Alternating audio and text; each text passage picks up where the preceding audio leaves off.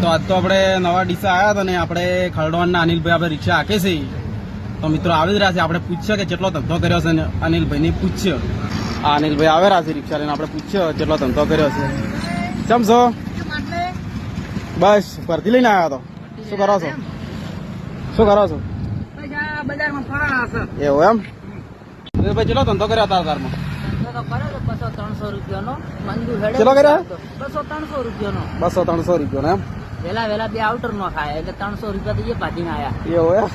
આમ રિક્ષા ખવરાય કે ના ખવરાય? રિક્ષા ઓમ જાકે આકરાય હા જાકે ઓમ કાઢવું પડે. એવું એમ? તો ખારો ધંધો પકડી લેવો. સારો ધંધો પકડી જવો વાત સાચી છે. હેરાન ગતિ અમુક ઘણી. બોલો બીજું શાંતિ? બસ બીજું રેડી. તમારે જેમ શકો શાંતિ મજા ને? રેડી. તો જો મિત્રો કોઈ નવા રિક્ષા લાવતા હોય તો રિક્ષા મત લાવજો.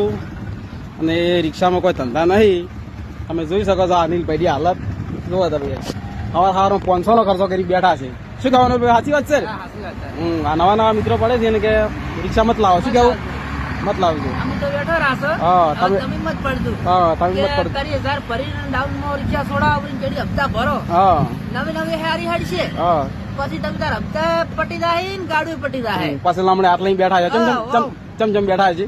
કોમ વળીને કોમ. હા